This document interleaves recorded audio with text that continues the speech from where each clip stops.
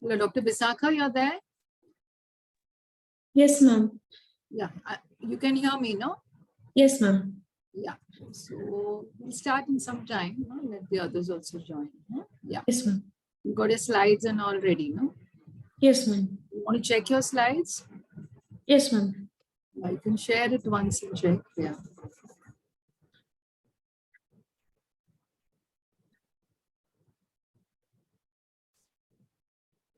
Yeah, MRA meet case presentation, right? Put a slideshow. Yes, ma'am. Good morning, madam. You're mute. Please unmute. Yeah. Yeah, hello, madam. How are you? Yeah, I'm fine. How are you? I'm good. I'm good. Yes, Bishakha, your slides are showing. Put the next slide. Just change it once.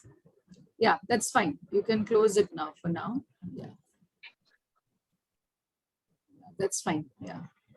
Okay, madam. I'll get back in some time. Yeah. I will also. Yeah. See you. Yeah.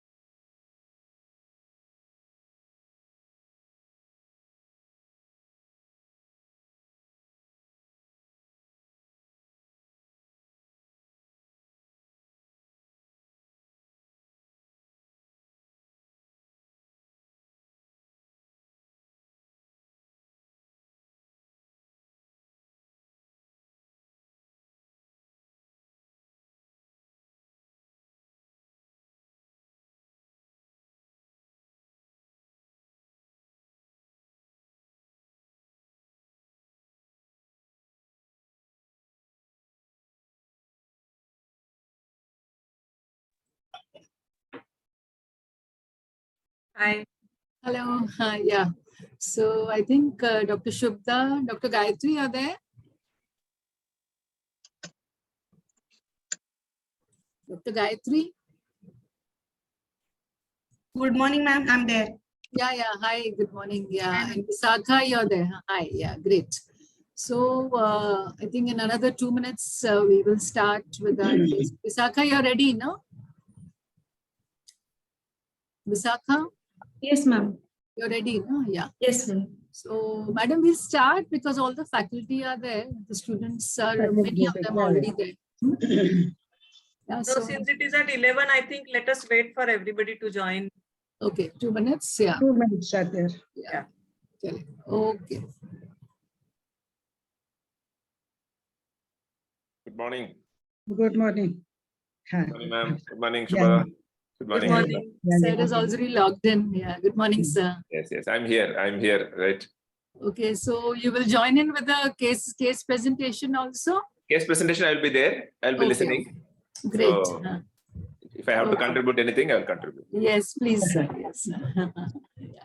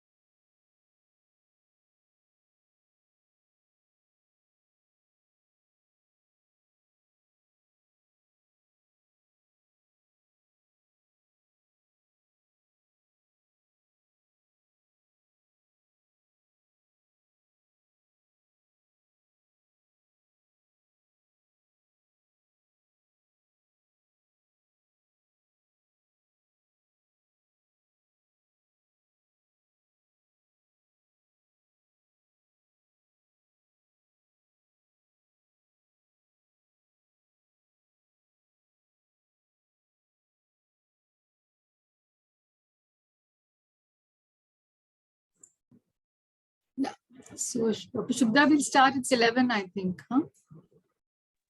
Yeah, you're muted. Yeah.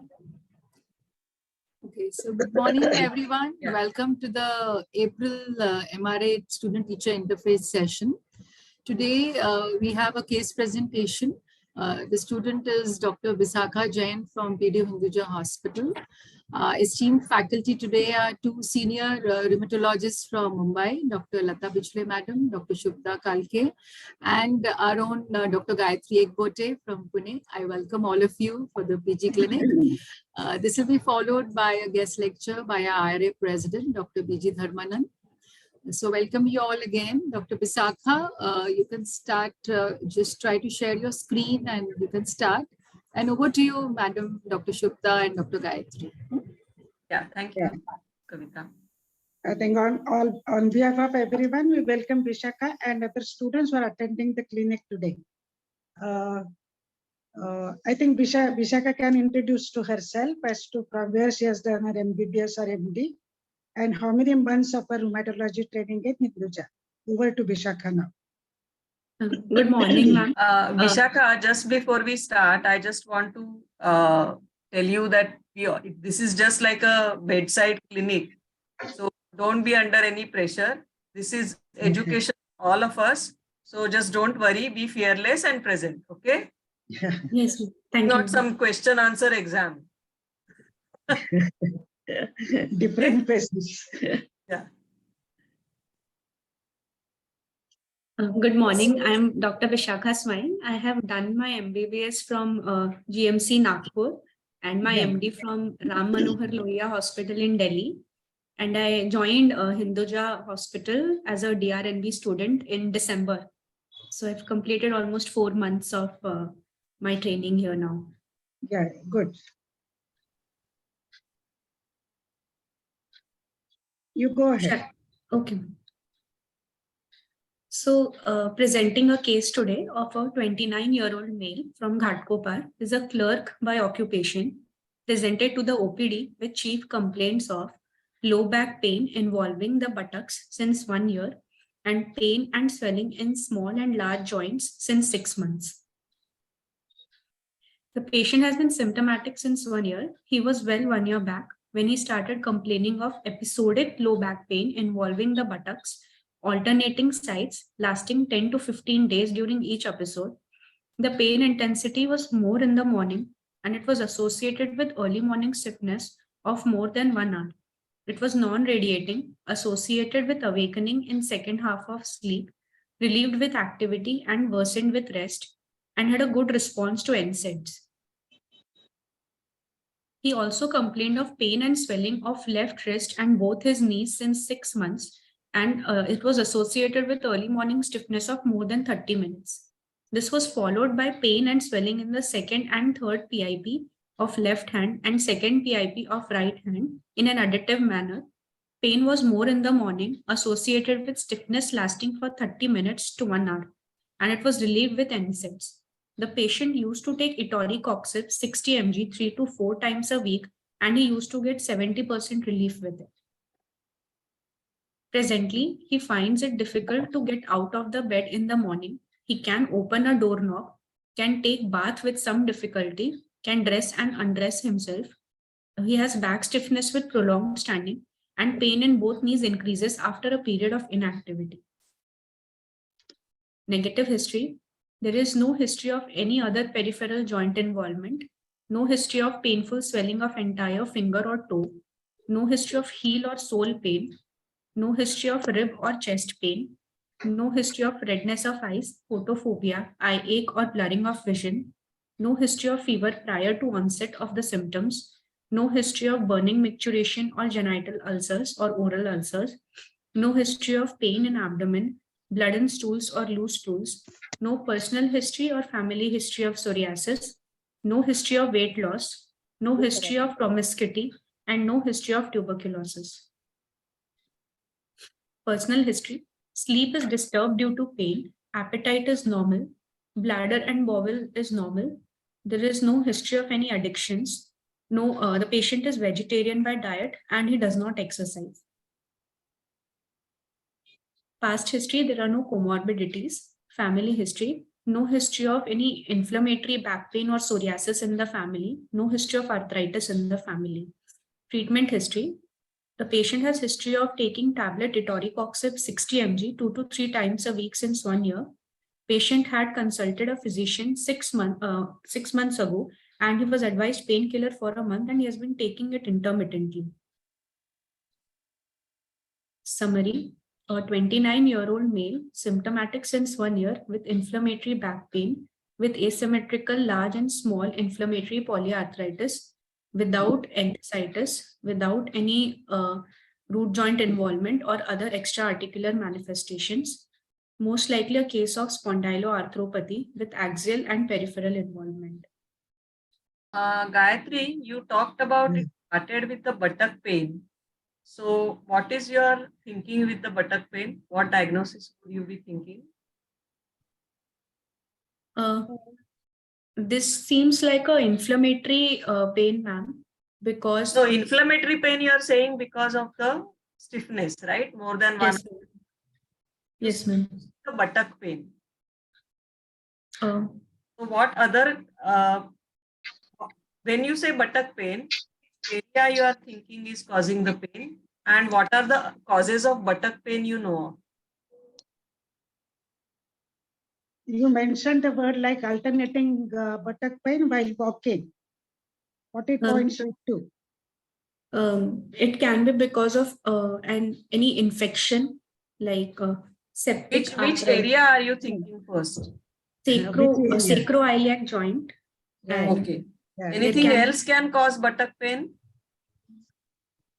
You think of the muscles around the buttock and the structures around it so that you will get the answer to the question. Bursitis can be there. Any muscle spasm. Which bursa is there in that area? Ischiotuberous, ischial bursa. Okay. Which are the muscles that cover? What else? It can Are be you a thinking of any nerve root? Can you think of a nerve root there, or you don't want to think? yes, ma'am. Sciatic nerve involvement can be there. Sciatica can be there. Compression. Name the root value of sciatic nerve. Name the root value. Ma'am, Root value.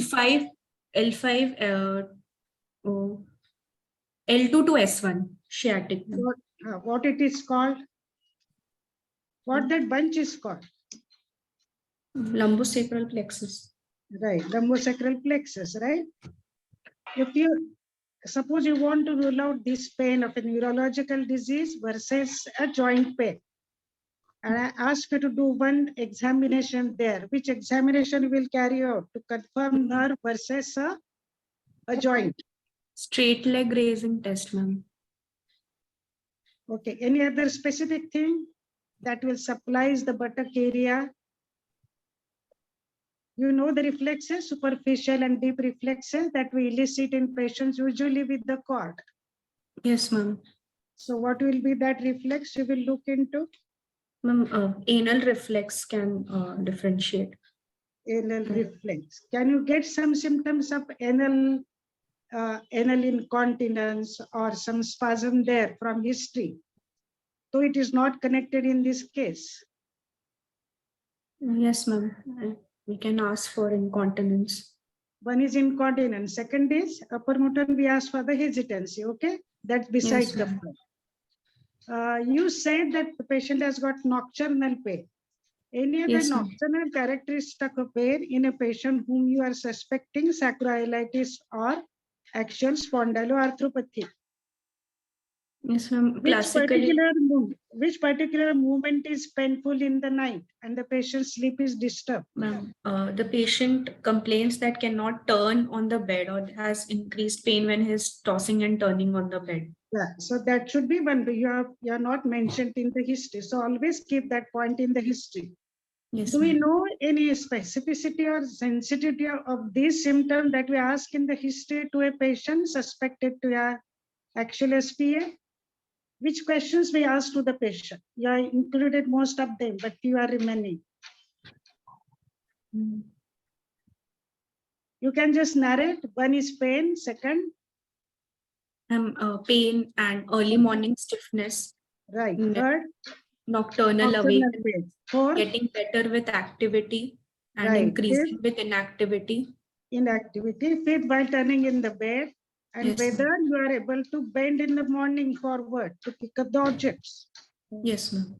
So because all these things will take you near to the diagnosis of spondyloarthropathy, right? Yes, Can buttock pain be caused by the hip? Yes. Or hip pain comes somewhere else? Usually in the groin area, ma'am, anteriorly. Correct. Very good. And so sacroiliac, when you say sacroiliac joint, there are a lot of structures around sacroiliac joint like sacroiliac ligaments, gluteal muscles, bursitis, you are absolutely right.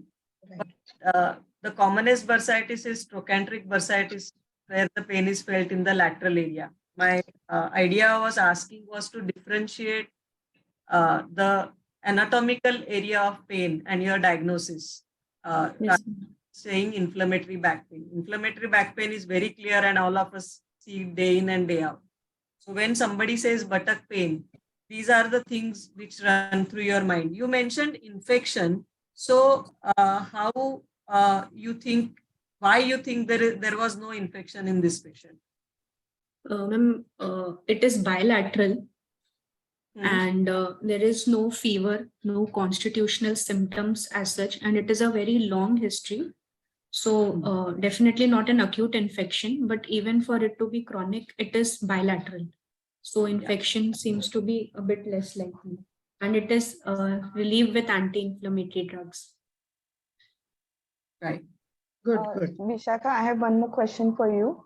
How could you tell on history that patient does not have enthesitis? Because as ma'am pointed out, inflammatory back pain, as they said, they told you very clearly that there are many muscles around it, and SI joint pain is usually predominantly SI joint pain is because of enthesitis of the muscles around it. Okay, And second thing is, you can say that there is no dactylitis on history, but you already have mentioned that patient has been taking NSAIDs on and off. Okay, so we really cannot rule out enthesitis or even dactylitis for that matter on just history. Okay, you need to examine the patient for that. Yes. And what will the enthesitis patient tell you? Yeah. That's a very important point Gayatri mentioned. You said there is no history of enthesitis. So what did you ask for history of enthesitis? Basically heel pain and rib pain mostly, to rule out any tendo Achilles enthesitis or costovertebral involvement. Junction. Can knee pain other- cause enthesitis? Yes, ma'am. Patella and tibial tuberosity pain might be there. There might be post-inflammatory pigmentation because of enthesitis as well. Correct. So when you say no history of enthesitis, when patient has pain and stiffness and swelling, sometimes they may not be able to give you the enthesitis history. As Gayatri mentioned, you pick it up on examination. So Yes, ma'am. enthesitis is not that easy. Yes, ma'am. Okay. You mentioned some wrist pain also, no, in this patient. Yes, ma'am. So what could be the cause of that wrist pain and how frequently wrist is involved in patient with hand spot? There can be asymmetric oligoarthritis in spondyloarthropathy, and Right. it may be involved. So almost 30% of cases in spondyloarthritis can have peripheral arthritis as well. Right. Is it the upper extremity or the lower extremity, large or the small joints are involved in spondyloarthropathy? Ma'am, usually lower limb and large joints are more commonly involved, like knees and ankle. But Yeah. upper limb joints may also be involved. Is it always symmetrical, asymmetrical? It's usually asymmetrical, ma'am, but it So- can be symmetrical. So the learning point is it is always large joint, asymmetrical in the lower limbs and upper limbs can be also involved. If suppose this patient, suppose you get history of psoriasis in the family, which particular ma'am. joint will examine in the upper limb? Distal interphalangeal joint. Which particular fingers? The lateral ones or the medial one?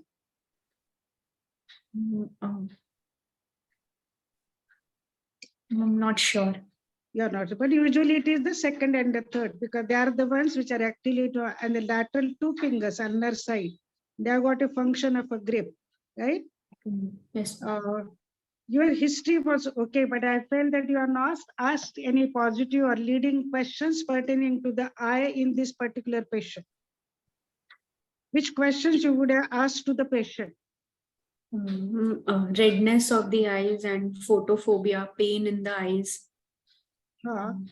Anything else? Which is the first Yeah. symptom that usually comes and goes and patient was on NSAIDs as well. Name the structures in the eye so that you get the answers. Name the structures in the anterior chamber so that you get the answers to my question. Iris, the lens. And What did you say? Iris, lens, cornea. No, anterior chamber. Start with conjunctiva, no? Yes, ma'am. Conjunctiva, sclera. Sclera, then cornea, then iris. Then iris. Then retina and blood vessel nerve. Okay, so which symptoms are common in these patients? Usually redness, uveitis can be there. Which one is common, anterior or the posterior uveitis is common? Anterior uveitis and ankylosing spondylitis and enteropathic associated arthropathy, and posterior in psoriatic arthritis and reactive arthritis. Yeah, what are the various components of anterior uveitis so that you will not forget? Usually there is alternating sudden onset redness in the eyes with pain and blurring of vision. Usually it's alternating, both the eyes will be involved, but at one time, one eye is usually involved. So, And see, it will. Yeah, you are correct.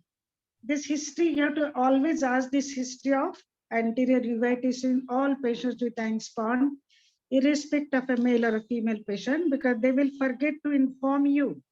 But Yes, then you know that this patient has first manifestation anterior uveitis, and now he's coming to you after a visit for an orthopedy to you with full-fledged symptoms of axial spondyloarthropathy. Right, good.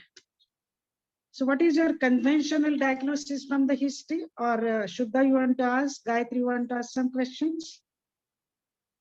The patient had never seen any rheumatologist, na? Vishakha? No, ma'am. Okay. No, ma'am, not a rheumatologist.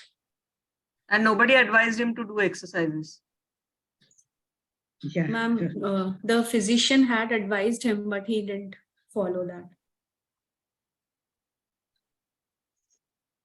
Just to That's okay. ask you, Bishakha, you think that the dose of etarocoxib was adequate, or you would like to add something, or you would like to say a few lines on the painkillers as a whole Yes. in patients with angst?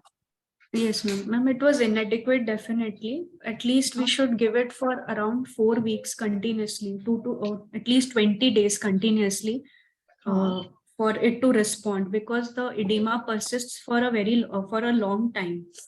Right. So intermittent NSAIDs will not help the patient. It has to be continuous. Okay. Okay. Which way in the history of this disease, which painkiller was given first, and most of the patients remain on this painkiller for a very long time? You know the NSAIDs used in patients with angst? Yes, ma'am. Just name the NSAIDs.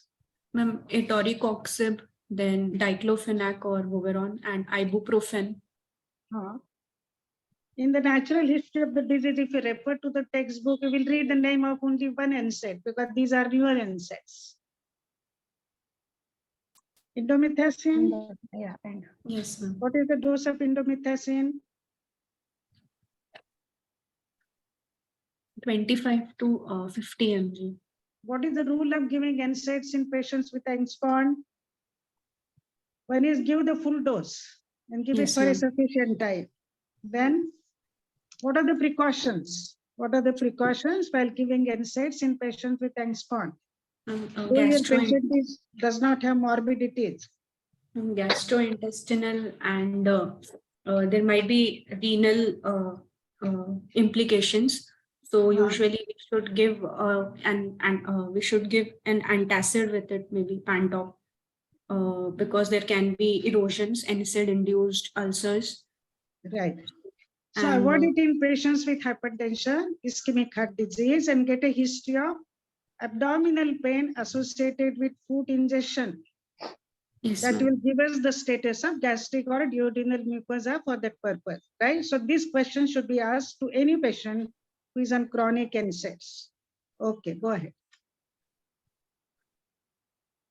General examination, vitals, temperature was 97 degree Fahrenheit, pulse was 72 per minute, blood pressure was 120 by 80, height was 178 centimeters, weight was 80 kg, making his BMI to be 25.2. Skin was normal. Hair, there was no evidence of psoriasis or any dandruff. Nails normal. Oral cavity normal. Eyes no redness. There was no pallor, icterus, clubbing, cyanosis, lymphadenopathy, or pedal edema. Then in musculoskeletal examination, the posture was normal. Gait was abnormal due to pain in the knees. Can I interrupt you here? What things we will observe in the posture? Look for kyphosis, and then Kyphosis where? Kyphosis where? thoracic, mostly thoracic kyphosis, ma'am. And We call it as dorsal spine. Okay, okay, yes, thoracic. Okay, right. Any other thing? then loss of lumbar lordosis. Right. And So what is that gait called? Because in the knees? and antalgic gait. Yeah. And you mentioned general examination. So can you tell me what is the importance? You have mentioned skin, psoriasis, nails, hair, psoriasis, eyes, etc. But what is the significance of height and weight? Where will we use it relevant to this patient? Right. Why do you take a height and weight? Is it really necessary, or it's just a part of examination? No, ma'am. in psoriatic arthritis, there might be metabolic syndrome, and also there is importance of weight reduction as well in in this condition, as decreasing the weight will put less strain on the spine and the joints as well. So Okay, so that one is weight important. gain, weight loss. Yes, ma'am. Means what if the weight is more and what if the weight is less? Ma'am, more, if it is More you more said, than yes, ma'am. metabolic syndrome and all that. Yes, ma'am. Less? And if there is a history of weight loss, then that implicates a active disease. Okay, what else is the importance of weight in every patient? Why do you take weight?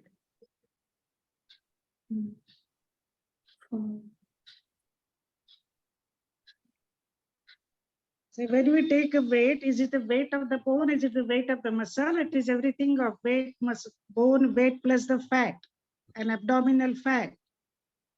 What would you Yes. prefer? Lean. You want patient to be lean. No, No, it's all right. the lean mass basically. Okay. Other thing, if suppose the body mass is index and you want to give an advice to the patient, what is your rationale behind this, taking weight and advising the patient to reduce the weight? Yes. Are the fat cells involved in inflammation? That's what I think Shuddha wants to ask you. Yes, ma'am. So just tell us on that. What is a fat cell called? Adipocyte. And what are the cytokines? What are the medicines? Why we ask the patient to reduce the weight? Does the fat increase TNF. fat mass adds to the degree of inflammation? Yes, ma'am. TNF alpha may be raised in these patients. No, you're not getting, okay. You can read on that, right? Because we always ask the patient to reduce weight because each fat cell has got receptors which will add to the inflammation. And what is the importance of height, Gayatri, Vishakha? Why do you need height? Yes. Bishakha madam is basically asking you whenever you take serial measurement, okay, on follow-up, you do BASMI, right? Yes, ma'am. Yeah, so why ma'am is asking you importance of height? If it gets reduced in the next follow-up, what do you think? There might be stooping or kyphosis. Because so one thing is to monitor. Both height and weight are important to monitor the patient, right? Whether they are gaining weight on your medication, losing weight on your medication. If you have advised them a diet, are they following it? Are they losing weight in that? Height weight ratio is important for you to decide whether they are overweight or not. Weight you may be using to calculate the dose of the medication. Yes, ma'am. That is why you need, they look like very simple things, but they are important. We take it routinely and we don't think beyond that. But everything you do has a reason and a meaning. We are not doing it for the sake of it. Why would you take pulse in ankylosing? Is it really important? Ma'am, there might be some complications or extra-articular manifestations like AR, aortic root dilatation. Okay. So it is important for that also. What else? Why do you BP? Yes, Suppose this patient gets a pulse rate of, you measure it was 70 and after says 2 or 3 years it comes to the pulse rate of 40. There are conduction abnormalities. Yeah, conduction. Yes. So it indicates the active disease and its extra-articular complication. I think on posture, you must say that most of the inflammatory diseases have osteoporosis as an accompaniment. Yes. So the patient's bone strength will be lost and we have to take into consideration inflammation-related osteoporosis and treat it simultaneously, right? Yes. Okay. Why do you want to take BP? He's a young fellow. Do you really need BP?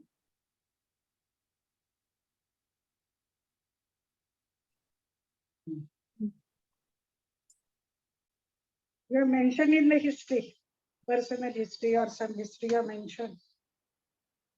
Any other students can also answer. Huh? There Yeah, are- Yeah, the it's not, we are students not can answer. bombarding only on Bishakha. Yeah. Dr. Akanksha and Dr. Aditi or Pooja. Others can answer. I think, ma'am, we should only start asking them. Yeah. Yeah, actually. So let's give Bishakha a little break. Let anybody else answer. They'll hate me for this now. We can check whether they are awake. or No. not. I like you for this because we are just bombarding one person who has to present. So let's see who's the Akanksha. So you're there? basically, Akanksha, anything you want to add? Dr. Yes, bolo chalo. Good morning, everyone. Ma'am, the importance of blood pressure in this case, I think, is to rule out like extraarticular manifestations like AR would produce a higher pulse rate and would Pulse be pressure. How many cases of AR have you seen in your career so far?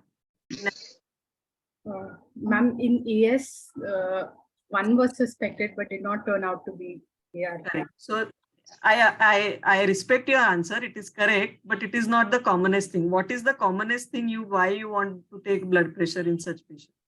Patient is on NSAIDs. So NSAIDs. NSAIDs can lead to glomerulonephritis in some cases if it's abused because Good. they're on long-term NSAIDs. So it's On better top to of that, you are avoid giving etoricoxib to the patient, which you may continue long term. So if the blood pressure is rising in psoriatic patients, if you are giving cyclosporin to these patients, you need to monitor the blood pressure for all these things.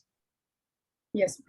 Okay? So Aditi, you said about glomerulonephritis, right? Just don't say it. I mean, it's not just always glomerulonephritis.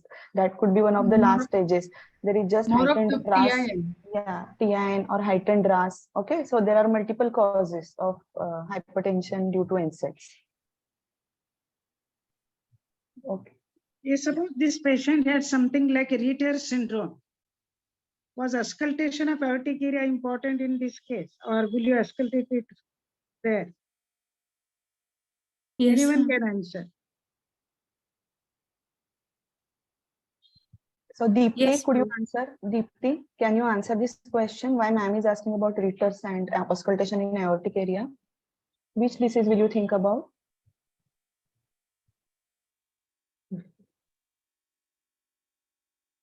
Deepti, are you there? How Reiter's differs from established AS? Ma'am, in Reiters, usually there is asymmetrical sacroiliitis, while in ankylosing spondylitis, there is symmetrical bilateral asymmetrical, sacroiliitis.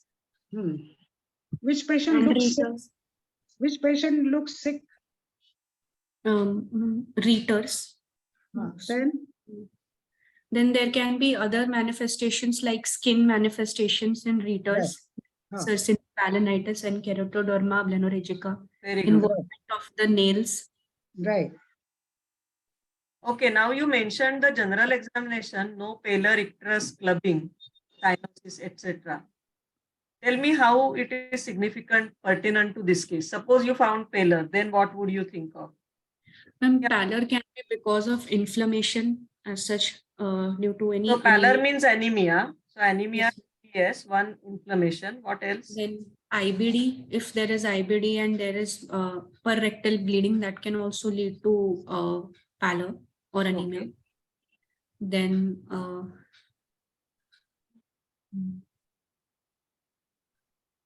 Which IBD? Would you like to specify?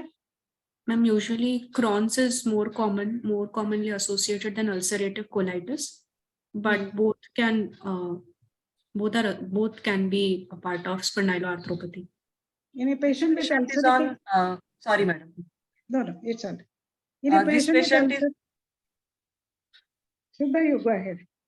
this patient is on etoricoxib, but other NSAIDs also can cause blood loss. Yes, ma'am. It will be important to note that some people, because of inflammation, also are not eating well. So they may have iron deficiency, anemia also. So all this this is the inference. If you see anemia, this is what you want to look at. Yes, ma'am. A significance of icterus.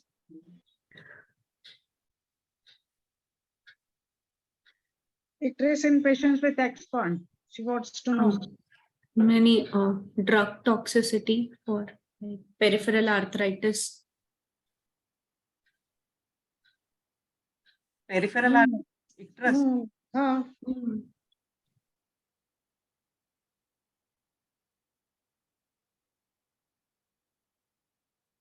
Anything you would like to say?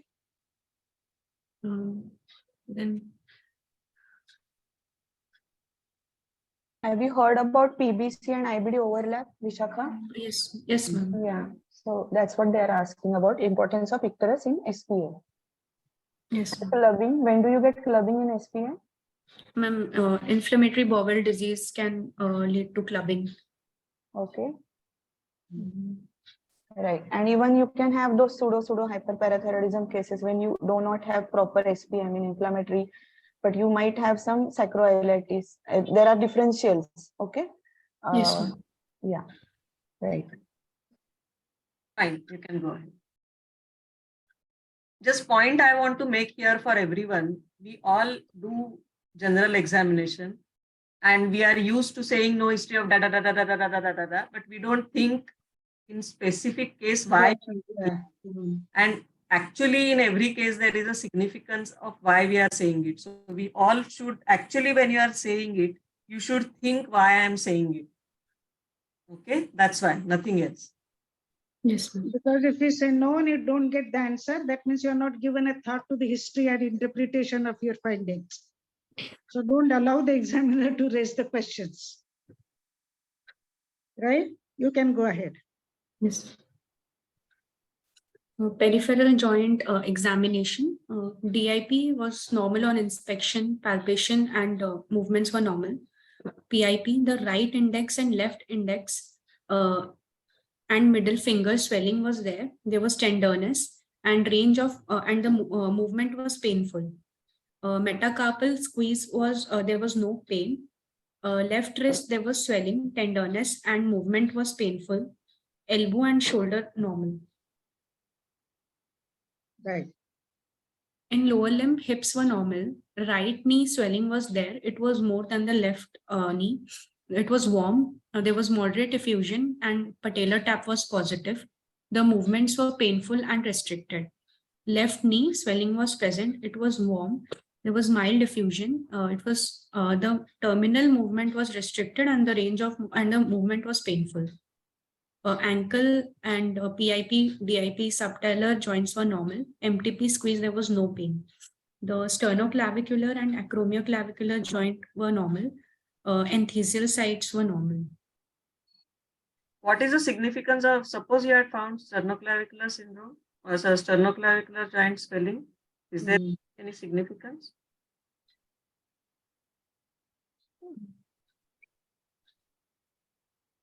Which are the conditions? Which are the conditions where you find sternoclavicular joint being affected? SAPHO. SAPHO. That what is the full form of SAPHO? Synovitis, acne, and hyperostosis, osteitis, pustulosis. Any other disease that comes in sternoclavicular? He's also he's also a boy of 29 years.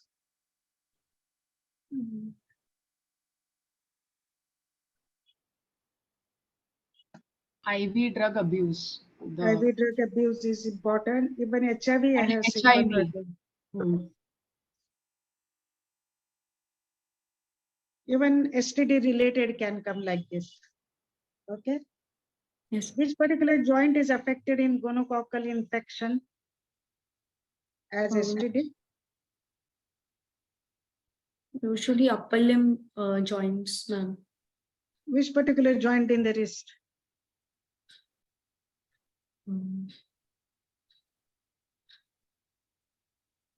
Okay. Is TB possible at sternoclavicular joint?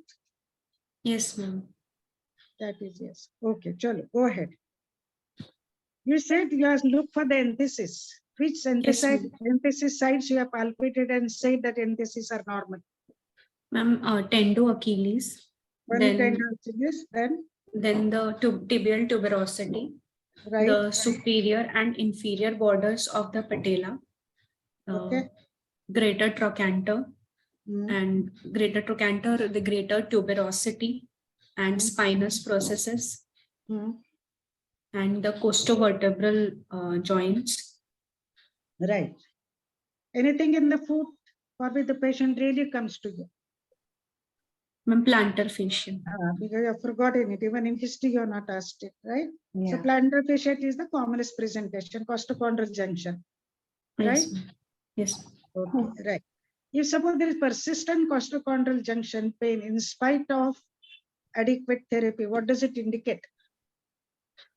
Is it a sign to be neglected, a symptom to be neglected? You have to reconsider the therapy. Yes, ma'am, reconsider the therapy. But in what form? Is it a sign of active disease? Yes, Or ma'am. what is it? Ma'am, it could be a sign of active disease. What do you understand by recalcitrant enthesitis, and which are the common sites? Difficult to treat. Enthesitis, difficult to treat with lot of morbidity. If tendo Achilles recalcitrant, is there a bursa there which needs to be Yes, tackled? ma'am. Yes, What about ma'am. plantar fascia? Yes, ma'am. So these are the sites. And suppose these are cured and there is persistent chest pain and patient just can't even breathe because of that, is also a sign of persistent active disease, and we can give even biologicals. I have used in 1 or 2 patients, not on all patients, right? Okay, right. Anyone wants to ask? Shuddha? No, she can go. Or Gayatri? Gayatri? Yes. What is modified Schauber's? When modified Schauber's, in that we take a point on the dimple of Venus or the posterior superior iliac spine, and we mark a point 10 centimeter above it and 5 centimeter below it. When we ask the patient to bend down with his knees straight, usually, so this distance should actually increase by more than 4 centimeter. That is normal. If it is less than that, then the lumbar flexion is said to be restricted. Okay. So Shri Lakshmi is there. Last question too. Last question in examination. Shri Lakshmi, are you there? Yes, ma'am. Yeah. So what is Schauber's and how it is different from modified Schauber's?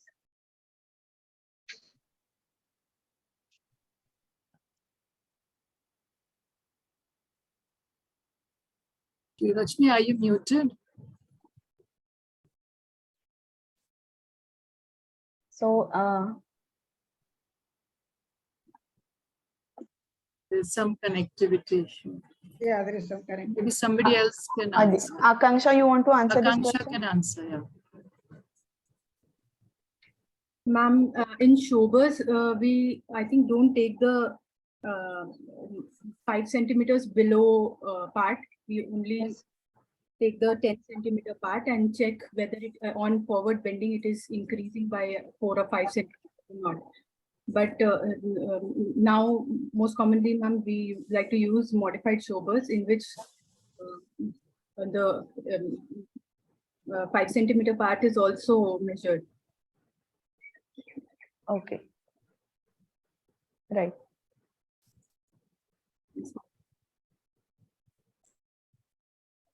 Can we go ahead, ma'am? Yeah. Please go. Yeah. Spine examination. On inspection, there was no obvious deformity. The overlying skin was normal. Measurements: wall to tragus distance was 6 centimeter. Wall to occiput was 0 centimeter. Modified Schauber's test, 3 centimeter change was there. Chest expansion was 4 centimeter change. Finger to floor distance was 40 centimeter. Lateral flexion 9 centimeter. And the intermalleolar distance was 104 centimeter. Palpation: there was no tenderness over the spinous processes. There was no paraspinal spasm. In the movements, the cervical spine and thoracic spine movements were normal. Lumbar spine flexion, extension, and lateral flexion were restricted. And sacroiliac joint examination: Faber's test, the sacroiliac stress test was positive on the right side, and the straight leg raising test was negative. How do you measure thoracic flexion extension? Actually, it is done in the same way. We do shoulders, and for thoracic involvement, usually there is 3 to 4 centimeter change we see over the thoracic spine. How? Shoulder is done only in lumbar.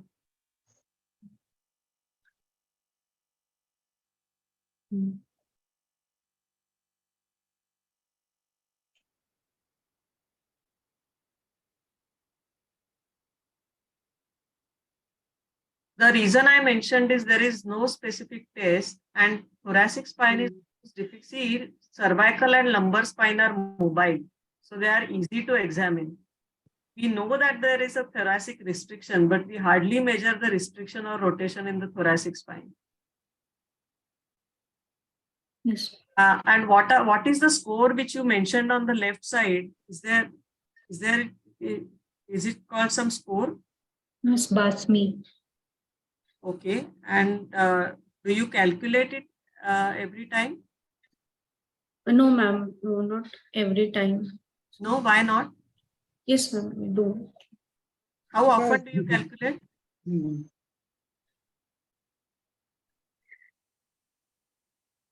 Ma'am, it should be calculated in every follow-up to look at the progression of the disease.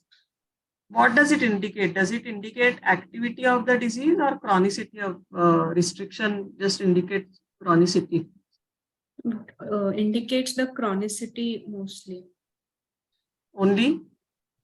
No, if there is a significant change from the last time, it means that the disease may have been active and it has caused some damage now. So basically, if there is a change, you only notice the change. You don't know whether it is active. You cannot be 100% sure whether it is activity or chronicity. And if it is a chronic restriction, then in fact the progression can be difficult to assess despite active disease. So what you want to do for any other thing you do for active disease? Any other score you do? We can do BASDAI or ASDAS. Do you know what they are? Yes, ma'am. BASDAI, we have basically 6 questions, which like we ask, we check the last 7 days of the patient, how much fatigue or tiredness the patient has had, and the discomfort that the back pain or hip pain or the buttock pain or the neck pain has been causing the patient, or the discomfort that the peripheral joint pains have been causing the patient, and the discomfort that the tender points on the joints have been causing, and discomfort while waking up, and the duration of the early morning stiffness.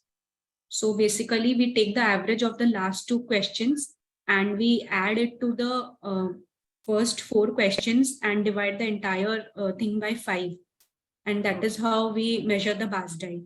So a BASDAI more than equal to 4 indicates disease, active disease, basically. Sure. Yeah, okay. You can go ahead. The only point I wanted to make is that's why you use the other score so that ESR and CRP will help you. Yes, ma'am. That is not there in BASDAI, but yeah, you can, because we'll have to wind up soon. Yes, ma'am. Other systems were normal. Okay. Diagnosis: spondyloarthritis with axial involvement with bilateral sacroiliitis with asymmetrical large and small joint polyarticular inflammatory peripheral arthritis without enthesitis, dactylitis, uveitis, and root joint involvement without extraarticular features or any complications. So how do you want to treat this patient? I'll For what investigations you will do first? Sorry. We'll do CBC, the inflammatory markers, ESR and CRP, and liver function tests, and creatinine of the patient. X-ray. Why liver function test and creatinine? Because the patient has peripheral arthritis, we may have to use sulfaparidine and methotrexate. So for that, we'll have to be sure that the LFTs are normal. And Even for creatinine, NSAIDs, you need to yes, be ma'am. sure about LFT and creatinine, right? Yes, Correct. ma'am. Yeah. Yeah, okay. Then I would like to do X-ray of the sacroiliac joints and the X-ray of the lumbosacral spine as well. X-ray is normal then. If the X-ray is normal and the disease is active, we can go ahead with a MRI of the sacroiliac joints with a stir sequence and the LS spine as well. Patient we is can- not affording. Then in that case, ma'am, we can treat the patient clinically. Good. Yeah. MRI we do commonly, very often nowadays, but it is not mandatory. Okay. If Will you advise a bone of scan? your in this diagnosis, patient? you don't need. Can Sorry. you Yes, advise ma'am. bone scan in this patient? We can advise a bone scan. Because in an examination, you didn't get enthesitis. You got Yes, only ma'am. arthritis, and I think you talked of right sacroiliitis, and I think left was normal, though he had alternating back pain. Yes, ma'am. So we have to, why do we do all these investigations actually? To confirm the diagnosis. One is to And- confirm the diagnosis. Second, we may not get everything clinically, which might show up in the, third thing, it's a quantum of disease that Yes, will be ma'am. helpful to you, because lumbar spine is not symptomatic, but on an MRI, you'll be able to pick up some lesions even in the lumbar spine as well, right? Yes, You ma'am. might will be even able to pick up enthesitis as well. So it is a load of inflammation and stage of inflammation. Can you Yes, narrate the stages of inflammation in patients with angstcon with a disease of 2 years duration in this case, so that you can plan the therapies? Tell us the stages of inflammation on MRI. There will be bone marrow edema. Right. Second, at the edges of the vertebrae. And erosions. Erosion means the disease is established. Before that, they call some nodes and more. What is that? Shiny happens? corner. Shiny corners. On MRI, how do they look? What is the name for it? Ma'am, Romanus lesion. Okay. Any other thing? Why there is it is always a miss for osteomalacia? How does it mimic osteomalacia vertebrae at some sites? Or these patients are vitamin D deficient and it adds to it. What does it mean? Because of the inflammation, there is osteoporosis as well in ankylosing spondylitis.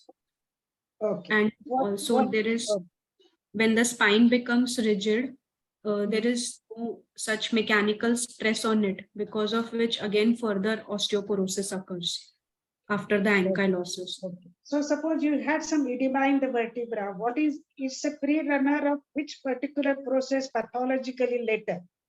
It is a predecessor, and we don't happen it to go further. Syndesmophytes. Yeah, Syndesmocyte formation. you prefer a patient with syndesmophytes, or you don't No. want syndesmophytes on your patients? No, ma'am, we don't want. So this is the way we plan our investigations to give the best treatment opportunities to the patient, so that patient doesn't develop a permanent anatomical damage with the formation of desmophyte. That is the principle of treatment in angstcon. Yes, ma'am. What do you understand by non-radiological SPA? Non-radiological SPA is basically in which we do not find any changes in the X-ray, but we might get the changes in the MRI. That means we are looking for the treatment opportunities or video of treatment. Yes, ma'am. So this word is very important, from institution of therapy at proper time and proper dosage and proper choice of a anticytokine as well. Yes, ma'am. Okay. You can read further on this. How do you want to treat this patient, Bishakha? Ma'am, I would like to start with a proper NSAID therapy. I would like to give the patient continuous NSAIDs for at least a month at the maximum dosage, and then I would like to reevaluate him to see whether he has done well with this therapy. Suppose patient has been on Voveran earlier, his SGPT is 100, then what will you do?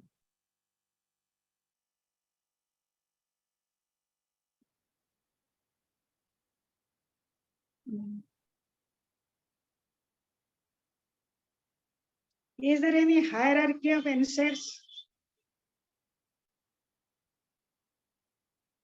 Yes, ma'am.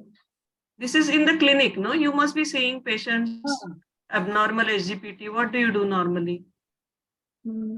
Usually Anybody, stop. Akanksha, do you want to answer? It's not bombarding at Can Bishakha only. Ma'am, COX-2 inhibitors instead of non-selective NSAID. Okay.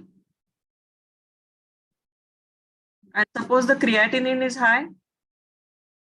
If the creatinine is high, no NSAIDs are safer. So what will you give?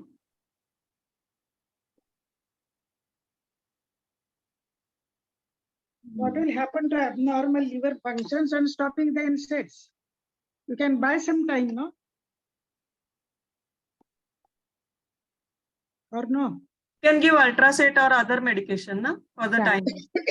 Yes, but still there are some options if the creatinine is on the higher side, right?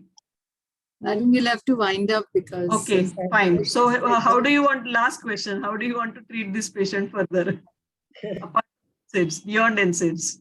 Ma'am, patient education is important, making him understand that this is a chronic disease and medication is a major part, but also that the physiotherapy and exercises will have a good effect on the course of the disease. And for the peripheral arthritis, we can use drugs like SARS and methotrexate as well. Okay. Good. And what else? Anything about the diet in ankylosing? No specific diet as such, but weight loss would help the patient.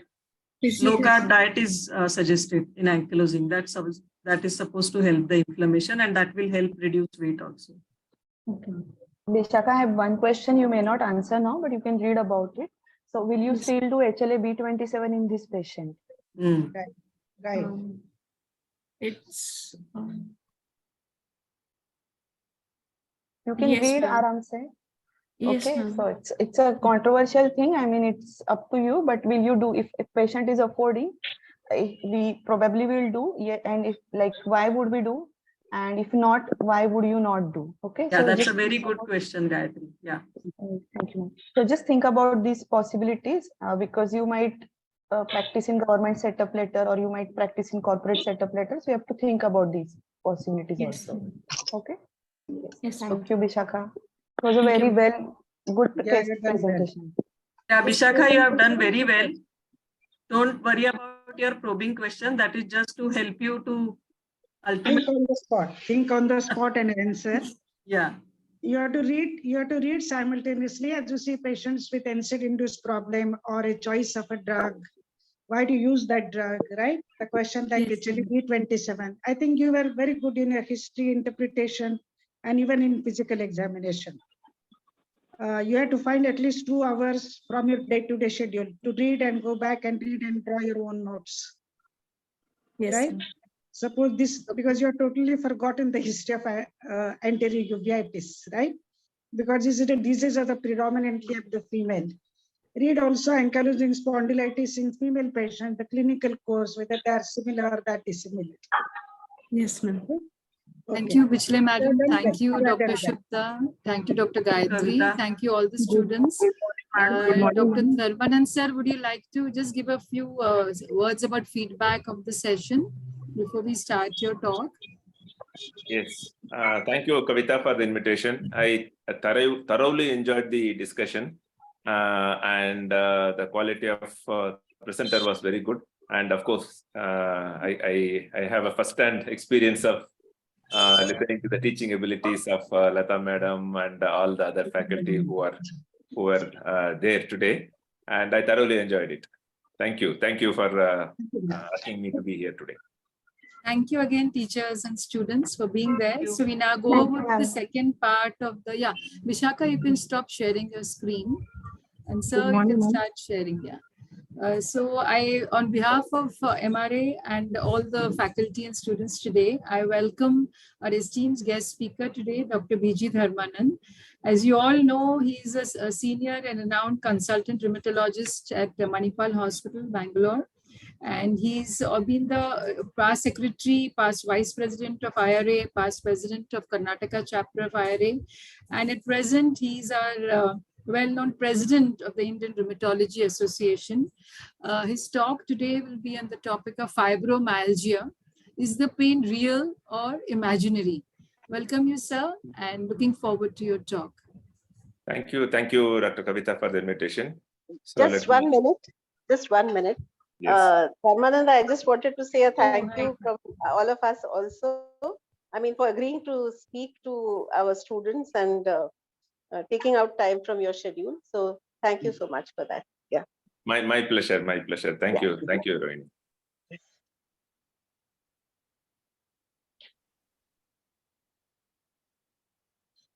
So today I shall have a brief discussion about fibromyalgia. This is always has been a difficult topic. And I hope some of you can recognize the photographs in this page. To our right is the famous Florence Nightingale. She was, from her description, it looked like she might have suffered from fibromyalgia. The other painting is a self-portrait of Frida Kahlo.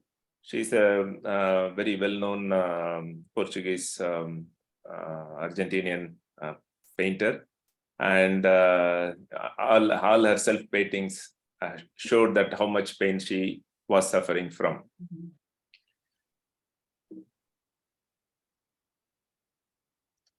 So fibromyalgia has been an elephant in the room. So we use this terminology to explain a very big issue, which everyone is aware of, but which is being ignored because everybody finds the discussion about it uncomfortable.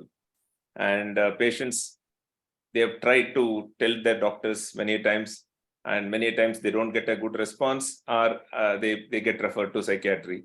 And as doctors, we rheumatologists, we are not trained in dealing with these kind of patients. So we are also uncomfortable. So we tend to bury these symptoms and this illness in the carpet and move on with what we know and what we are good at.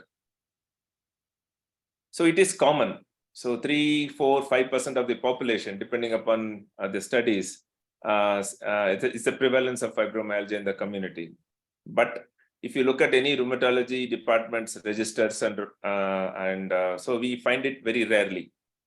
And when we were doing DM, there was no computer. So we used to every day after the OPD, we used to write down the diagnosis in a ledger. And it was maintained since 1974 or 75 by my professor, A.N. Chandrasekharan. And a quick look at the records, we can't find any suggestion of fibromyalgia. And occasional one patient in maybe once a year or twice a year would carry a diagnosis of psychogenic rheumatism. So most of the patients were probably not recognized during that time. And even one of my examiner, when we were discussing when I was a student, I asked, sir, we are seeing a lot of fibromyalgia. The reply from him was, I have not seen any. So that was a situation in 1997, 1994, 95. And we have come a long way. We are able to recognize, many of us are able to recognize this illness, though we find it, we are at a loss in managing these patients. Why? Because our training is predominantly immunology, and we are trained to be autoimmunologists. And even our degree now reflects it. We are rheumatologist and clinical immunologist. We base most of the diagnosis based on our history and labs. The physical examination, unfortunately, is probably becoming a dying art. sorry to say that, I think this is not been stressed in the training programs of late. And we also listen to what we want to listen, and sometimes conveniently not listen to something which has been told by the patient, or we are not sensitive to non-verbal cues given by the patients. And we also see what we know. It's a famous adage, I see only what mind knows. And I also, in a busy practice, we don't have time to listen to a long story, which is typical of a fibromyalgia patient. So I'm sure many fibromyalgia hides under many names. It could be seronegative RA, seronegative inflammatory arthritis, non-specific arthritis, or undifferentiated connective tissue disease if ANA comes positive. So this is where we are in our current training. It's a difficult problem, both for patients and the doctors, because there is no test, and diagnosis is made clinically. And making a diagnosis is one thing, and the bigger challenge is to manage the patient and even convincing the patient that they have a disease like this, because patients are convinced that they have something very serious or much more recognizable, like rheumatoid, lupus, etc. So fibromyalgia, to a certain extent, exposes our inadequacy as a clinician, thus humbles us. So we sometimes it's a buster to prevent us from getting egoistic and no, I know everything kind of attitude, because we feel sometimes helpless in treating these patients adequately. Is it common? Definitely yes. And some of our studies showed a lot of patients who have soft tissue rheumatism. Many of the soft tissue rheumatism could have fibromyalgia component. 20% of the rheumatology clinic in most of the surveys revealed fibromyalgia, and 30% of the GP patients see patients with musculoskeletal pain of uncertain significance. Many of them have fibromyalgia spectrum disease. They also hide in very many clinics as non-cardiac chest pain, vulvovaginal pain in gynecology, or non-specific IBS with gastroenterologist, and chronic tension headache in neurology clinics, etc. So who is a typical patient? Predominantly young women, but men are not totally spared. Widespread aches and pains. So when patient has pain everywhere and associated with fatigue, sleeping difficulties, chronic tension headache or migraine, irritable bowel syndrome, irritable bladder, and sensitive to everything.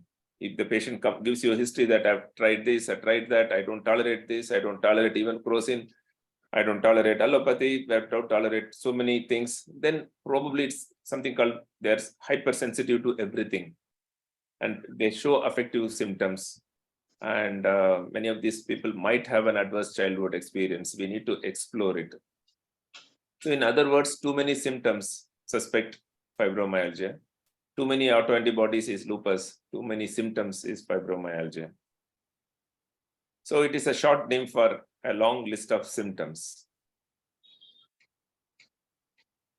In a clinic, most of the patients are convinced that they have a swelling. They might show you their hands and say that there is a swelling. And as a clinicians, we may not be able to elicit that swelling easily. So it's a subjective swelling than objective. This is very typical of fibromyalgia. It is more like virtual reality for the patients. The patients do feel the swelling. It is not, they're not faking it. They're not acting. So they feel the feeling. If you have ever had a dental treatment, if the dentist gives you lignocaine into one of these dental region, you feel numb on the entire face, and you feel that the face is swollen, but you look at the mirror, face looks normal. So that is kind of swelling it is. And if the patient showed distress during physical examination, and when you are palpating the, like for tender points, if they feel very winds, they show distress, it is very likely to be fibromyalgia. And they seem to enjoy the pressure of palpation. If you are looking at the trapezius and examining, they say itni maza hai. When they feel enjoy it, probably it is not fibromyalgia. It is something else. It's achy muscles, but not fibromyalgia. And they might complain that they had pain during blood pressure checking. And that is also an important clue for you to suspect fibromyalgia in the clinic. And they will have pain in the joints, but they also have pain away from the joint. This is where we have to look at these joints. We should include evaluation for fibromyalgia-ness in every patient with rheumatic disease, because they can coexist significantly with rheumatic diseases and affect the prognosis, affect the treatment choices, etc. And we have multiple criteria, which I will not run through. You are all familiar with these criteria. And you don't need always criteria to make a diagnosis, but criteria do help in helping us to pin down the diagnosis. So, ladies and gentlemen, if you have a patient presenting to you in the clinic with widespread aches and pains, in other words, pain all over, we generally think of 4 or 5 groups of diseases. Is it a systemic inflammatory rheumatic syndrome? And very early connective tissue disease, very early rheumatoid arthritis can have widespread aches and pains. They may not show the distress, but in no time, in months, they evolve into a rheumatic disease. So when we see them in a very early pre-clinical autoimmunity phase, sometimes it can be difficult to differentiate it from fibromyalgia, but time always will tell. If somebody comes to you with pain of 10 years duration, it is not a pre-clinical autoimmunity. It is fibromyalgia or some other disease. And another question is, does it represent rheumatic symptoms or musculoskeletal symptoms of an endocrinopathy?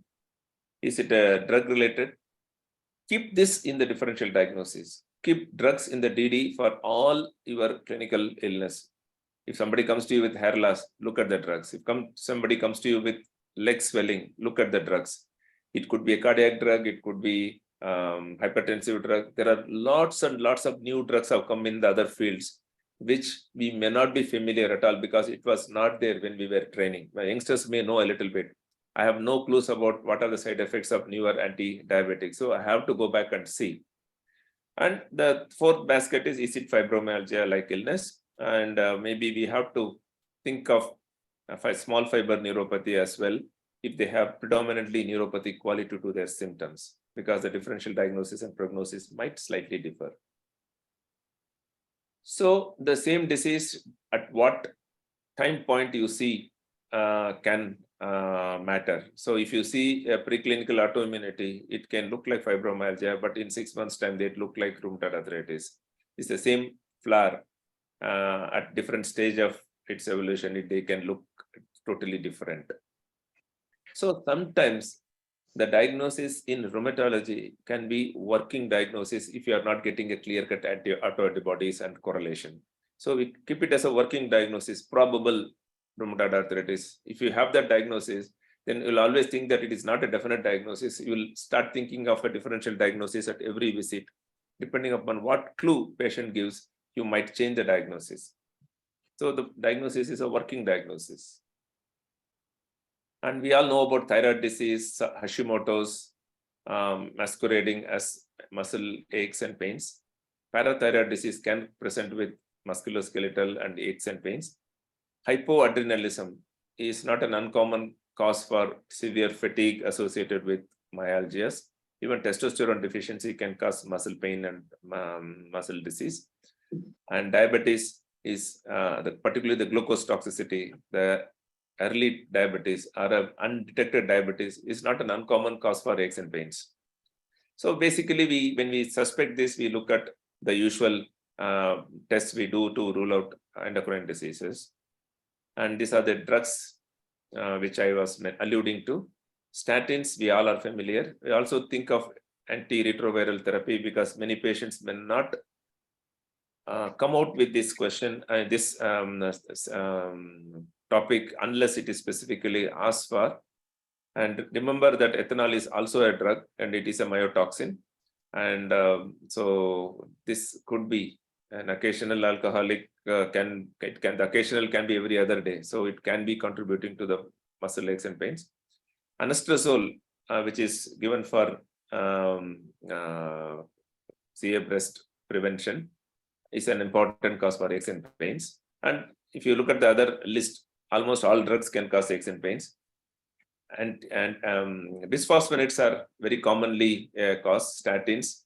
Even antidepressants can cause aches and pains as a side effect. So the drugs we use to treat pain can cause pain. So this always review the drugs as a potential cause for pains not getting better.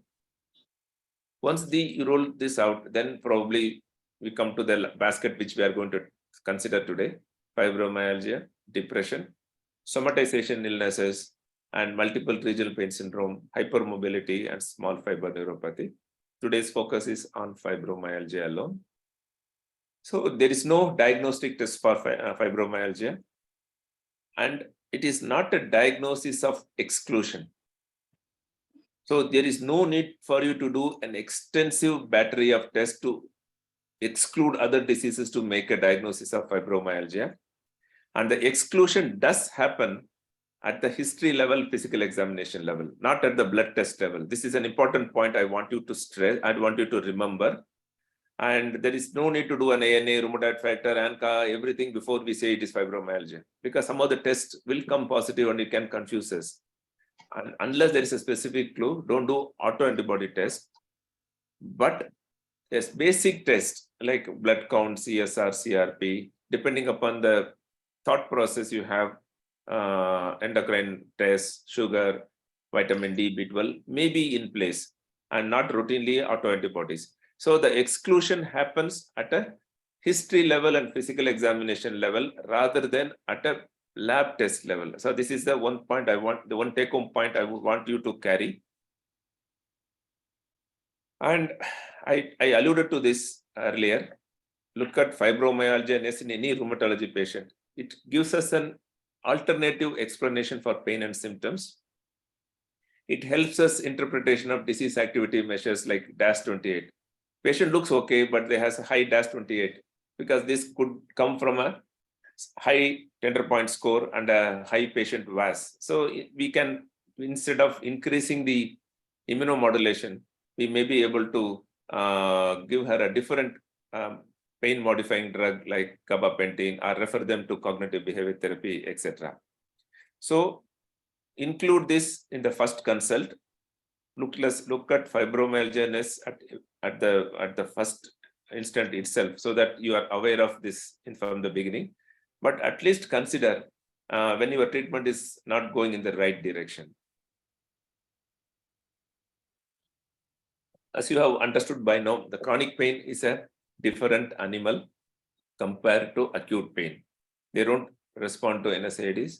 The pathway is totally different, and it is a disease by itself. I don't know how many of you have listened to the story narrated by some other doctors, or some of teachers might have told you about the story of very interesting case published in 1995. This is a factory worker. When he was jumping from one place, he get a nail goes through his shoe, and patient was in agony and he was crying in pain. And he was taken to the office because nobody wanted to take the nail out because they didn't want to injure the tissues inside.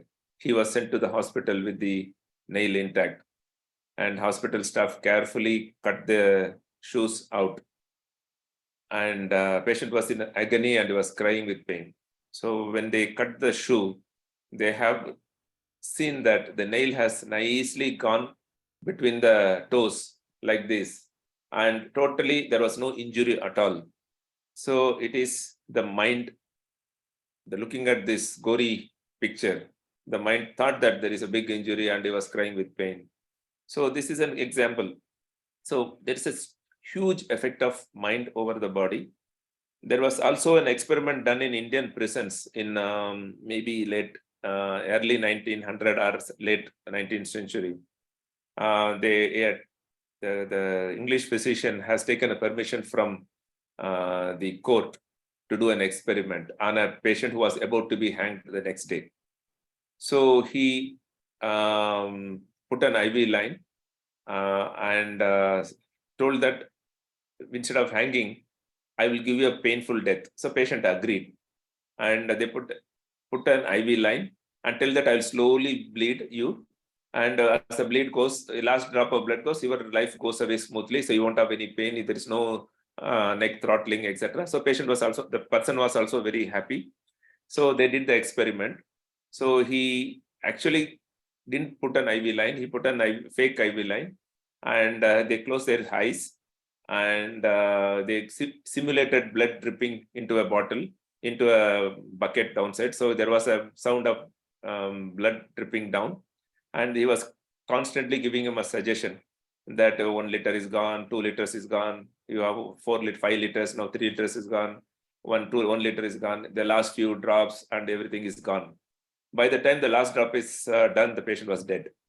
So the title of the article, I don't have an access to the original article, but I read it in another book. It was called Death by Suggestion. So there is a huge effect of mind over the body. So we need to recognize this. So what happens in these patients? They have a low pain threshold. So what causes the low pain threshold? Genes load the gun. Environment pulls the trigger. What is that environment? This is called the concept of exposomes. I'm sure you must be familiar with this concept.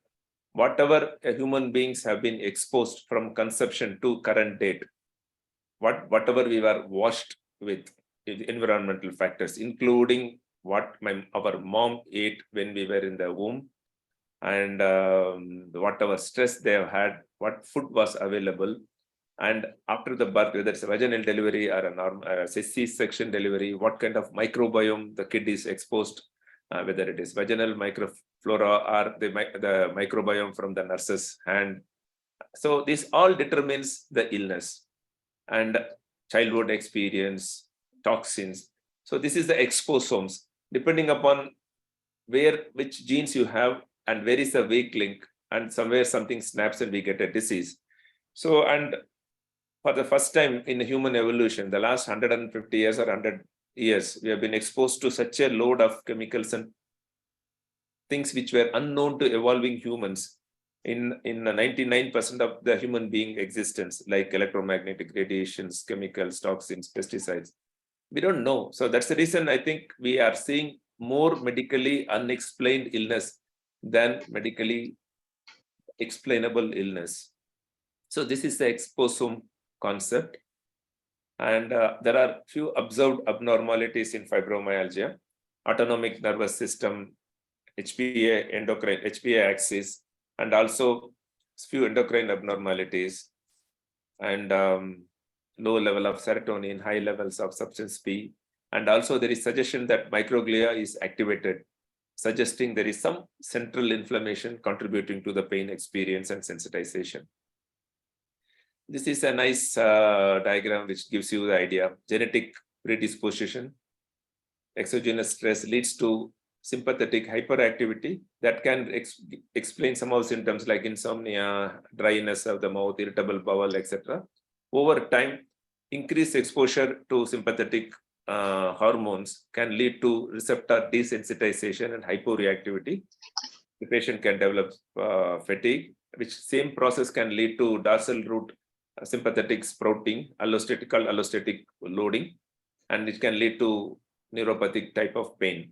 So this is one model of fibromyalgia pathogenesis. And the another concept which can be used to explain FM to the patient is volume setting, volume control, which has got a genetic determinant. We must have seen our own friends. Somebody give them a handshake. Some people will wince, and some people will not even recognize. Even if you go and give a big bang on their back, they won't even turn back. They'll continue to do what they were doing. So the pain threshold can vary depending upon the volume setting, and it is like a bell-shaped curve. Some people have a low pain threshold. Some people have a high pain threshold. So if you have a high volume setting, you will experience more pain. Or in other words, you have a low pain threshold and you will hurt more. This is a simple diagram of nociception. And there is two pathways. There is a nociceptive pathways and also descending inhibitory pathway. The defect seem to be in the both sides, There can be hyperexcitation in the ascending pathway and decreased activity in the descending pathway. There is morphine what do you call that? That pathway is overloaded. That's the reason morphine and similar kind of drugs don't work well in fibromyalgia. And there is a defect of descending inhibitory pathways through serotonin. That's why enhancing the serotonin seem to help restoring the descending inhibitory pathway and help the patients. So is it all in the mind? Yes, because more chronic the pain is, less nociceptive is the cause. And the pain becomes more and more brain pain. So if there is no brain, there is no pain. So it is not, patients are not faking it, but the pain is always perceived in the brain. So in a sensitized state, nociceptive signals can increase by 100 times or many hundred times. One simple example I'll tell you. So if the pain is basically a nociceptive stimulus, it is a warning sign. So whenever we experience pain, we want, our brain wants us to run away from the pain, run away from the danger. So that is true for acute pain. When you try to touch something hurts, we justly withdraw. When you try to sit in a place, there is something sharp there, we immediately get up. And if there is any painful, something comes here, we generally move to evade the pain. That serves our survival. But when there is, for some reason, the chronic pain is there in the body, which doesn't have a survival advantage, but sometimes our subconscious brain doesn't recognize that, and it wants us to run away from the pain scenario. When we are not running away, because we don't know where to run away, from what we are going to run away, and then brain thinks that I'm warning this person, and he or she is not running away, and it amplifies the signals. That's the reason little bit of amplification happens, and the patient starts perceiving more and more pain. That is the reason something which can calm down the brain can help to deal with the pain in a much better way. Of course, this is a slide on sleep, and we generally 25% of our sleep is spent on a deep sleep, and fibromyalgia patients hardly have a deep sleep, so they don't have the restorative sleep. And unless you improve the sleep, most patients with fibromyalgia don't really improve. This is a concept we can use in your clinical practice. Pain can lead to reduced activity. Reduced activity can lead to deconditioning. Deconditioning can lead to more activity. Because of the pain, you don't sleep well. Because you don't sleep well, you get more pain. You go into a downward spiral. So this concept is useful to explain FM to the patients. So FM pain is a different pain, and it's a continuous pain, not much of a pain-free intervals, vis-a-vis inflammatory pain. It's widespread, deep, felt in the muscle, and it can increase during the physical activity. They hurt all over. Stressful scenarios worsen the pain, and the more widespread the pain, the more likely that it is FM. And the stiffness and pain and paresthesia are generally non-dermatomal. And so these are the characteristics of FM pain, which helps us to differentiate it from the usual nociceptive pain. So coming to treatment, we use the knowledge we have now to design the treatment. The pregabalin and gabapentin, which are properly commonly used, work on the ascending pathway by reducing the hyperactive signals. SNRIs and tricyclics enhance the descending inhibitory neurons by increasing the serotonin levels. And other drugs like low-dose naltrexone can help in reducing the central inflammation. There are drugs like metformin, drugs like enalapril can also have some role in reducing the central inflammation. The animal data is quite reassuring, so we might consider particularly these drugs when there is a comorbidity. And we have a equally strong non-pharmacological therapy. And these are the medications which are used for sleep, and many of them are also used for pain. Gabapentin we can increase the dose to 1200 milligram easily. Pregabalin, we can go to the dose usually not more than 200. We can go up to 350, 400, but for FM purpose and sleep purpose, that is a good dose. Topiramate can increase the deep sleep. Baclofen, magnesium, these are the things we can use. And we occasionally use sedatives and sedative antidepressants like trazodone, amitriptyline, mirtazapine, melatonin. These are all deep sleep inducing drugs, and many of the drugs like amitriptyline also are helpful for pain. And there is no specific drug which helps for fatigue except probably modafinil and bupropion. No? I'm not getting the right name. There's an antidepressant. So some of them are energizing antidepressants. So you should be able to use them for that specific purpose. FM has multiple domains, like what we have multiple domains in ankylosing spondylitis. So we have to focus on drugs which can use on you can be useful in multiple domains. And therapeutics are disappointing efficacy because most drug can provide only up to 30% improvement in 30 to 50% of the patients treated, even in clinical trials. And most drugs are not well tolerated in recommended doses. The full dose used in pregabalin trial is 450 milligram. Our patients hardly tolerate more than 150 milligram. So we have a problem there achieving adequate therapeutic dose and therapeutic effect. High dropout rates because patients also are very sensitive to many drugs because of the nature of the disease itself. So number needed to treat is 8 for duloxetine to produce 30% improvement in their clinical symptoms and pain. So many of them don't produce a meaningful reduction. 30% reduction looks statistically nice, but may not be meaningful for the patients. And being a multi-domain disease, you need multiple drugs with overlapping actions and side effects. So we use pregabalin and amitriptyline. Drowsiness can increase. That can affect their driving and function, particularly if they are working with kind of situations where require a lot of mental effort, like IT, teaching, medical profession, etc. And as we discussed, drugs also can cause side effects similar to fibromyalgia symptoms.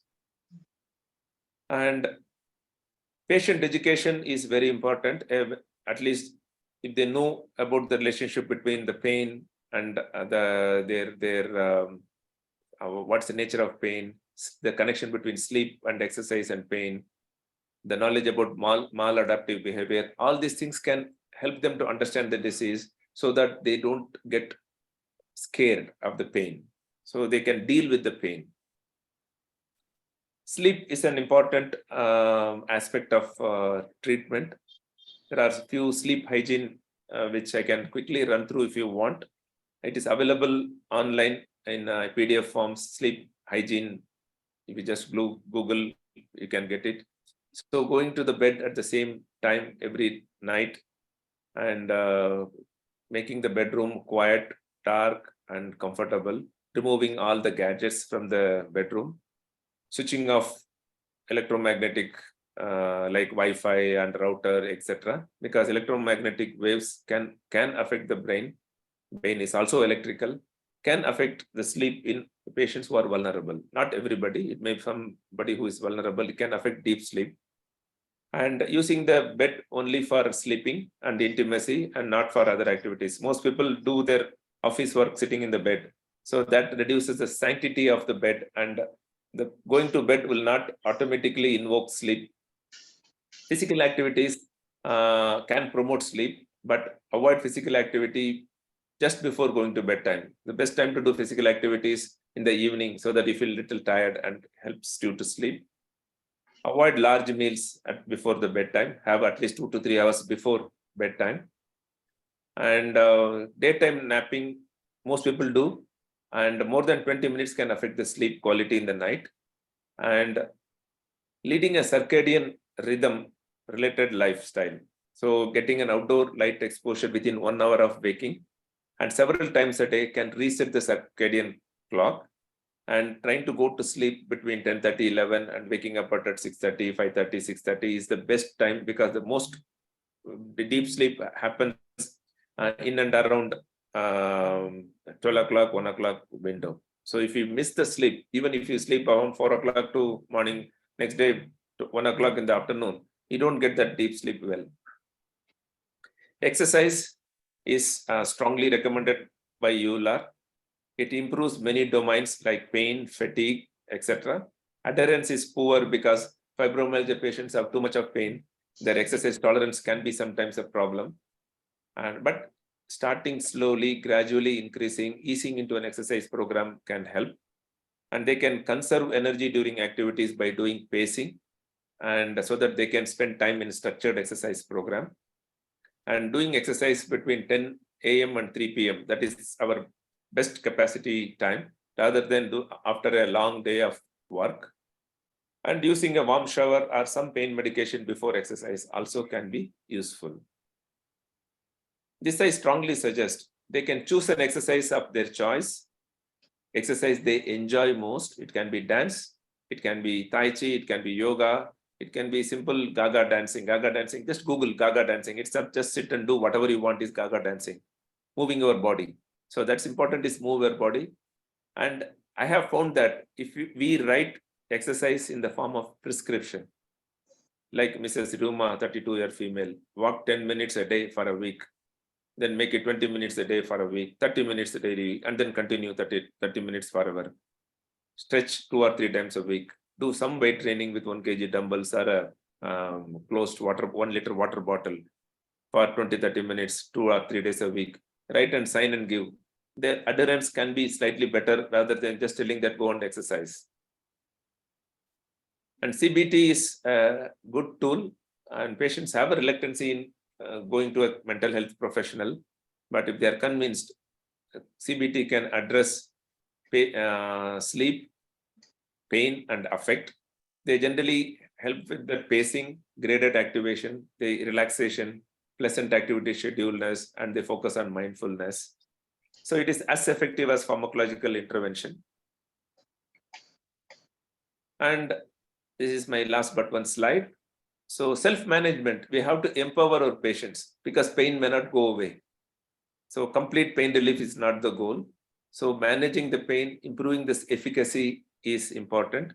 And also calming down, keep telling themselves that there may be pain, there is no harm. If pain is there, there is no permanent damage is happening. They keep telling themselves the brain will calm down and it will not amplify the pain. And the pacing is an important tool. What I mean by pacing is breaking the activity before it causes pain.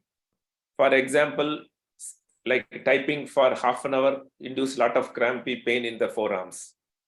Don't go up to 30 minutes. Stop at 20 minutes.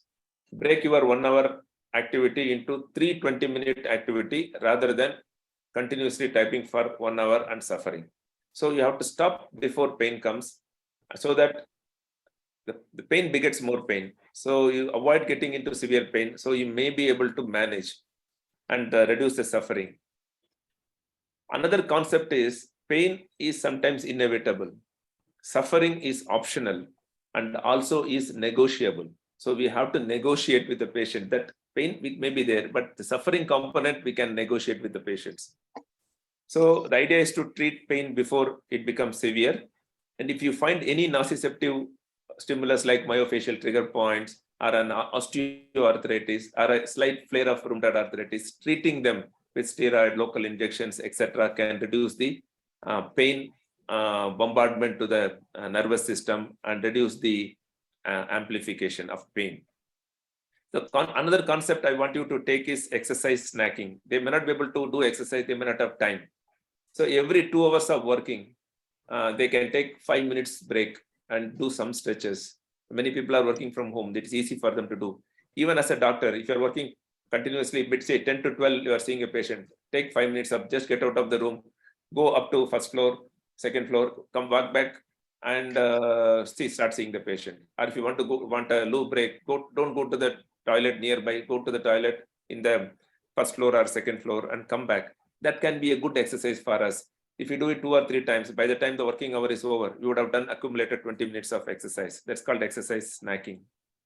And also some patients use alternative modalities. If they are happy with some safe modalities like an acupuncture, homeopathy, Reiki, don't criticize them.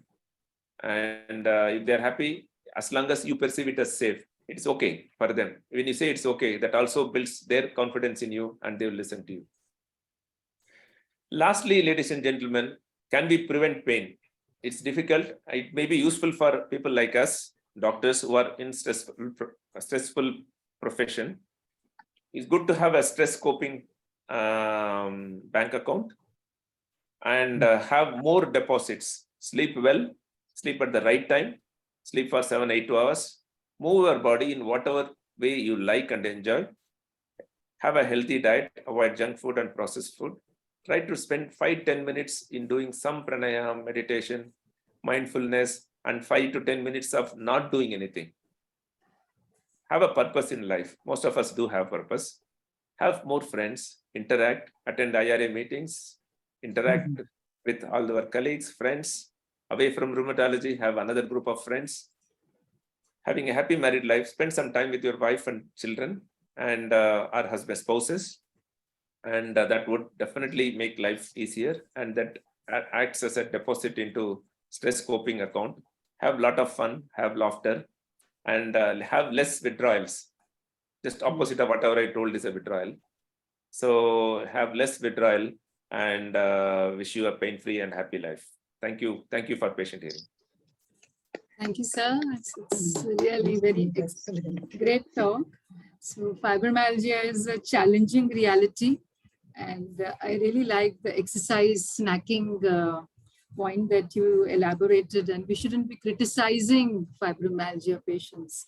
So I think, sir, you can take a few questions from the attendees who are there today, faculty or students. Please ask. I wanted to ask, sir, risedronate or bisphosphonates, how often do they increase the pain, the musculoskeletal pain? Because we give it for osteoporosis. Yes. Okay. Literature says up to 10 to 15-20% of the patients with risedronate may have musculoskeletal pain. See, how we look at it is, if you are starting a patient on risedronate or like alendronate, after that they seem to come back to you with more pain. Think of this as a potential cause and switch over to something else and see. So if you don't consider it, then we will end up giving one more medicine for that pain. So it increases the polypharmacy. That's what I wanted people to remember. Keep drug as a potential choice.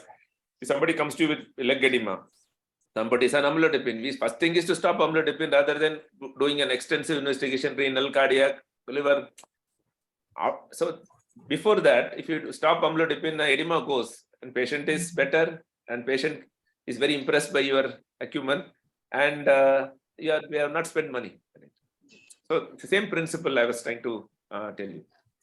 There's one question in the chat box by this. Can we use COX-2 selective inhibitors for fibromyalgia pain? Generally, most of the pain in fibromyalgia is non-nociceptive pain. NSAIDs are generally not useful. There is no special role for COX-2 inhibitors. If there is an element of osteoarthritis or an element of nociceptive pain, a short-term non-steroidal can be given, provided there is no contraindication. Any other questions, madam? Sir, Sunil from Mumbai. Kavita ma'am, if I may ask.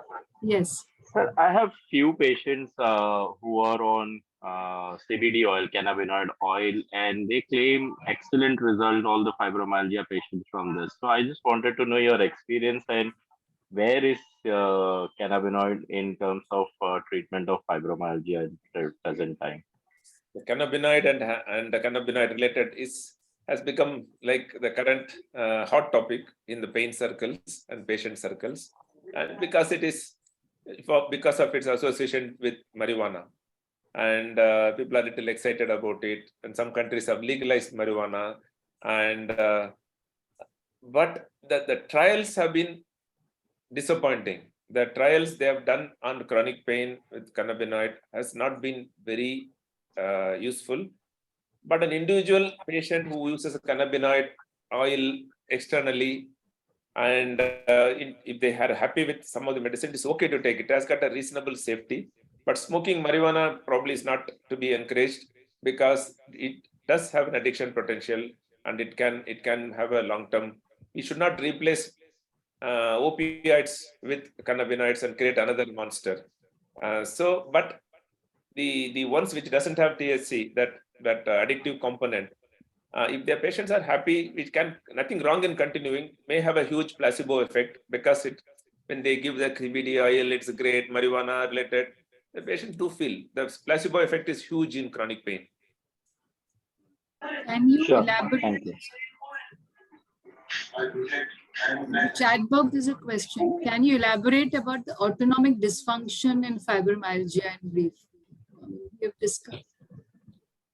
Autonomic dysfunction is, see, some of the fibromyalgia patients, particularly when they have chronic fatigue syndrome, they have postural intolerance, like they have POTS, they have a postural hypertension, and they don't enjoy doing things upright position. So if these patients generally have more chronic fatigue spectrum, it's like an overlapping area. Some people have, they are more prone for infection. They look like they have some immune dysfunction. They have severe fatigue as a dominant features. And some of the fibromyalgia patients also have some form of that autonomic dysfunction. Some of the patients may have small fiber neuropathy presenting as autonomic neuropathy. These patients probably will look for potentially irreversible treatable causes like Sjogren syndrome. We should look for sarcoidosis and a few other diseases, diabetic. We should be able to look for these secondary causes of small fiber neuropathy.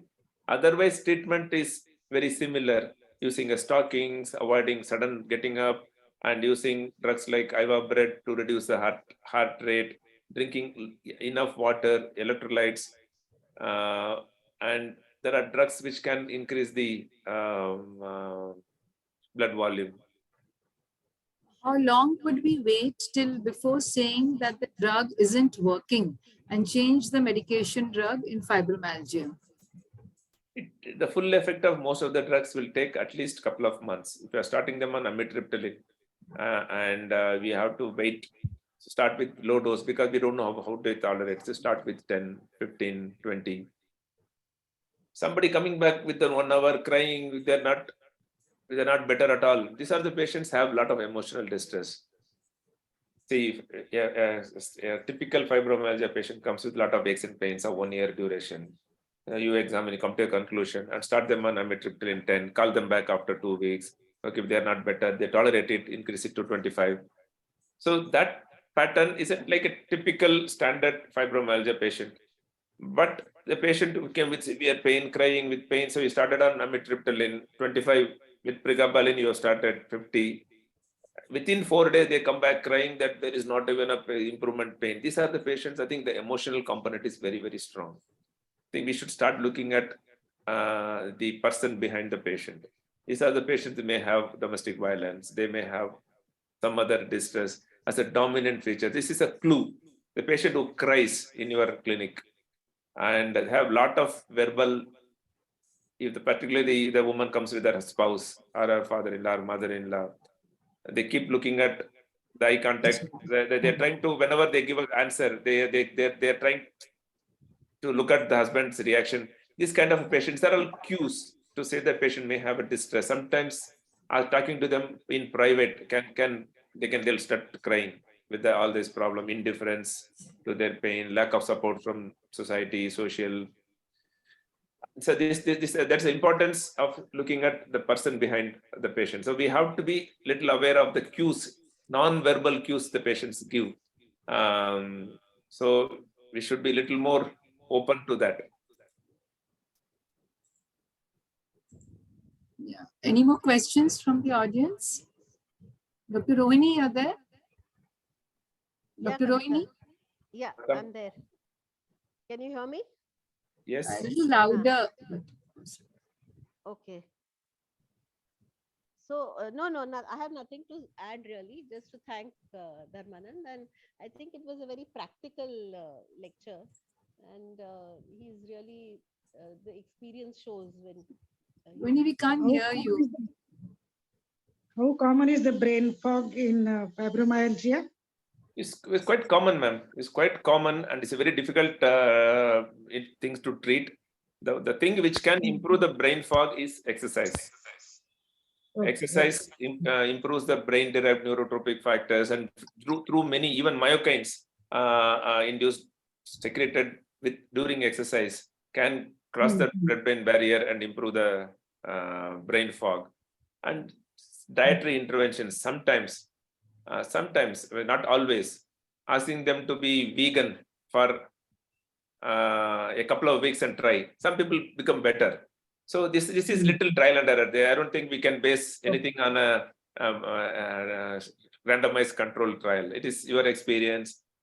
Sometimes when things are not going in direction, I ask them to say stop everything and come back and see how we are. Some people feel better. And giving them omega-3 fatty acids, turmeric can make their brain fog a little better. Any other questions? Thank you. Yes, we can wind up. I have somewhere to go. Yeah. Dr. Rohini, are there? Go for a inspection for Iracon 24 venue. So Chandrasekhar and Nagaraj are waiting and calling me. Right. Thank you, Kavita, Sunil, and Girish also for conducting these meetings so well. And the ongoing program, I think the students attending, everything seems to be. I think we can't hear you well, Dr. Rohini, but on what she's saying is thank you so much, sir. Thank you so much for joining us today. We're really enlightened. Yes, sir. Good day to everyone. Good day, happy Sunday evening to all of you. Thank you once again. Bye-bye. Bye. Thank you, Kavita. Thank you, Kavita. Bye. Take care. All of you. I'll close the meeting. Thank you, everyone.